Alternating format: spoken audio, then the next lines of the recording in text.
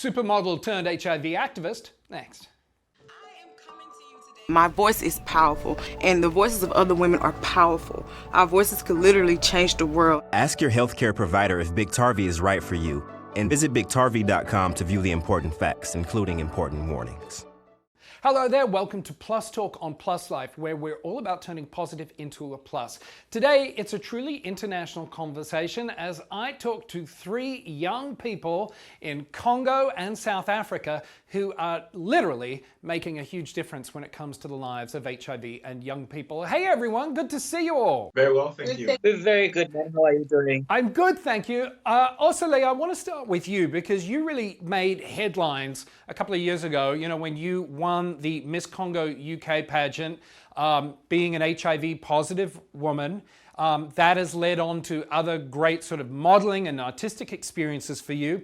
How have you used that recognition of your HIV and of what you've achieved to help fight stigma? Yeah, it wasn't easy. I think it was quite overwhelming for me because I was still quite young. This is 5 years ago. But what I did is I kind of tried to begin a conversational message rather than trying to educate people. I think is much better of an approach rather than trying to explain what it is. And I think people kind of were a little bit kind of set back a bit, and they were more kind of receptive of my story as well as the work that I was doing. But I think I really approached it in a much more conversational way, so that people can begin to kind of be comfortable as well to have this conversation, even, when I'm not there. So that's what I kind of wanted to do. Yeah, I mean, I always say that it all starts with a conversation. If it's a conversation in a two-way street, you're not being talked to or talked at. I think people are much more open and willing. How do you think these conversations have gone about changing people's minds in Congo about HIV and what it is to live with HIV? Surprisingly, it has been extremely positive. Not because I've received phone calls, even just looking at people's comments on social media and what they thought about it, it was very surprising. I think with the community in the UK and even going back to Congo, a lot of people were kind of, again, were receptive. More and more people had their questions. There's people who don't even understand the difference between HIV and AIDS. There's people who've never heard of a HIV. They've never heard of anything like that before. They've just heard of it from hearsay. So I think that the community were open. I think that's a better word to say. They were more open and receptive, and they were willing to learn. There were one or two people. You're always going to have them that were kind of a bit ignorant. But I think from my story and people, I think physically I'm like a miracle. Not a miracle, but I'm like an evidence. That's the better word. I'm like an evidence of what I'm discussing. So I think people expected you to look, sick, unwell. So I'm a physical evidence. And I think that's what opened the eyes a bit more. And Asetu, I see you nodding quite a bit there in agreement. I mean, I'm taking on board that what's the reaction that you see when you see people like Horcelie's story or other people who use their platforms and use social media? How is that changing the conversation in Congo and South Africa in general? Thank you so much for that, man. I totally agree with Horcelie. I think, hearing stories from people that have gone through this and are still going through it, it makes things so much easier and it drives the conversation so much better, especially in South Africa. South Africa is as open and as, with policies that we have, it's been so great, and we have done so much. We've done campaigns, we've done like a whole lot of things around HIV and AIDS, but you'll still be surprised that there's still so much stigma around HIV and AIDS. And if you go to like rural communities, you'll still find that people don't have, real conversations around HIV and AIDS, and they don't have facts about HIV and AIDS. So, when you have someone that is as young as Horcelie that is saying, listen, hey, I'm here, let's have this conversation, and we're making it so casual with young people, then it makes them, to be comfortable to have, these conversations amongst themselves and to be able to say, okay, I'm also going through this. What are the solutions as young people that we can come up with? What can we do, and how can we also teach other young people? Yeah, I love that. Junior, you work in the digital space. This is your world. how much of a positive impact is this technology, is this medium, is whether it's TikTok or Instagram or Snapchat or whatever, having on changing the narrative and changing the conversation about how people look at HIV in Congo or South Africa or in the region? Oh, I think it's massive. I think it's huge. Like a lot of us tend to use TikTok and Instagram, Facebook just to get the information on what's going on, and utilizing people like Horcelie to talk about to talk about what's going on within their lives, and also how HIV and AIDS has not affected the day-to-day life is really important and really impactful. I spend a lot of time like attending webinars with Horcelie. We were able to put together some sessions online as well, which work quite well, and people were able to join in and engage. So definitely this digital platform is really helpful. Yeah, Horcelie, I know that the organization, and I hope I'm saying this right, Libico, is that how you say it?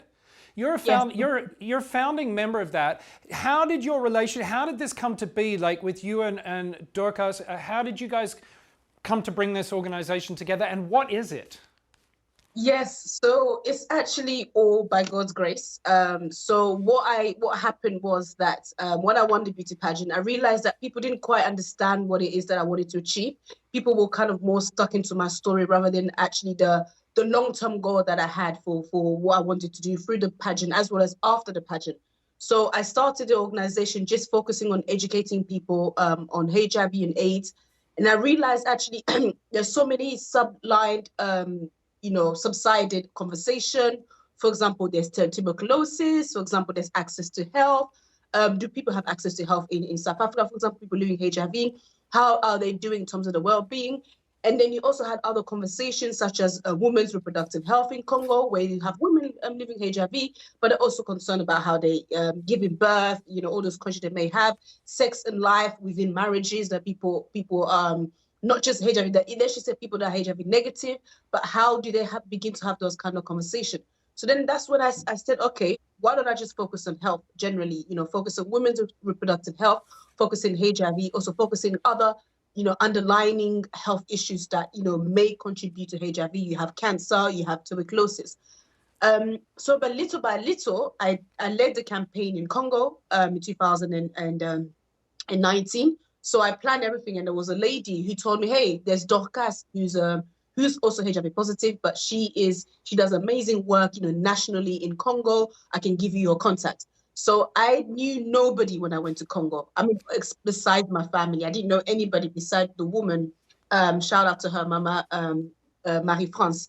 And she told me there's this person, meet her. So I arrived in Congo with my plans, with my objective, thinking I was just going to do a workshop, meet women, meet young people, go to an orphanage, and just start the charity afresh and get to know what life is like in terms of health in Congo. Then that's when your Dorcas came in, and we extended more. And then somebody also got me in contact with the doctor. So we also work with a doctor who is part of our team, Dr. Musoko. And then he told me, okay, let's go to national this, let's go to national that. So things just blew off, surprisingly. And then on that time, my trip in Congo, that's where I also met Junior, because Junior was going to go. I met Junior through social media. So thank God for social media. And it just happened that he was going to Congo at the same time as me. So we met in Congo and we stayed in contact. And when I came back, he was like, okay, I feel like I may want to, be part of this health that you're doing in between Congo and UK. But Esetu and I met back in 2016 when I was volunteering in South Africa. So we stayed in contact, and, I kept on seeing his incredible work that he was doing and the growth. And he messaged me. He said, oh, I see that you're doing this. And I messaged him. I said, okay, let's see how we can collaborate, because you're in South Africa. And I know the pandemic is high in South Africa, most likely worse than Congo. But how can we include young people in this conversation about sex life, health, and even things like sickle cell, like giving blood, which is related, within the African community. Yeah. And then that's when we just built this team, and then here we are. Tell me about this book. I love the title of it. How did this come about? Yes, it was not my idea. I always like to bring other people that have supported our work.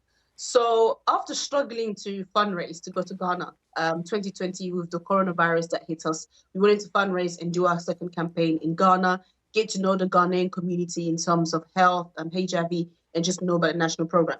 So coronavirus hit us. We couldn't go. We can't go anywhere, and we didn't have the funds to do so. So a friend of mine in Canada, we met through social media. So we stayed in contact and she called me. She said, how's the campaign going? I can see that nothing is happening. I said, yeah, of course. So, and then she said to me, why don't you write a book? I said, write a book about what exactly? She said, well, why don't you write a book to support people that are living with HIV?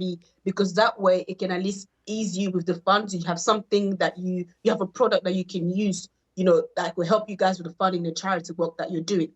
I said, well, I've never, ever thought of that idea, but okay, let's go ahead with it. So she helped me with the planning, what to kind of include in the book.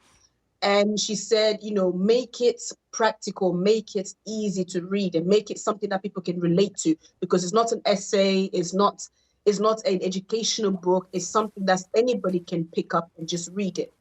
And then I started from there. And then that's when I got Mike. She got me in contact with Mike, who's also in South Africa, he does all the author editing. He did all the editing for us, as well as my friend Raven. So Mike helped us with the structure of the book and also the design of the book. I came up with the name because I wanted something that's not terrifying. When you hear HIV, you hear AIDS, you're like, wow, you're terrified immediately. So we wanted something that's not terrifying, something that kind of questions people as well. Like, how the hell does somebody that is HIV positive and looks cool? So we wanted to kind of have that back and forth, conversation with the reader. And in reading the book, you certainly feel that. I want to ask again, sort of going back to, it's not oversimplified, but as you point out, it is written kind of in everyday talk that everyday people can understand. It's not all medical jargon. Setu, how important is it for that to be like that, so that people pick it up and read it? Thank you so much, man. It's very important that we take serious things and we make them, and create like such everyday conversation, and we create them for us to be able to be comfortable. Because HIV, as Horcelie has just mentioned, that it's such a scary thing, but it's a scary thing that we live with. This is something that young people are living with. So why are we going to be so serious about it? Because not a lot of people are dying from it, in this day and age. People are taking treatment. People, they are surviving. So why can't we have a normal conversation when someone discloses their status to you? Why can't you have a normal conversation? So it's very important that it creates this kind of dialogue where we're able to converse about it. Well, fantastic. And to your point, it's all step by step. And the steps that all of you are helping people living with HIV take for a better life and a better world, it's commendable. Thank you all so much for your time. It's been a real pleasure chatting to you. Absolute pleasure. Thank you so much for having us. Thank you so much, man.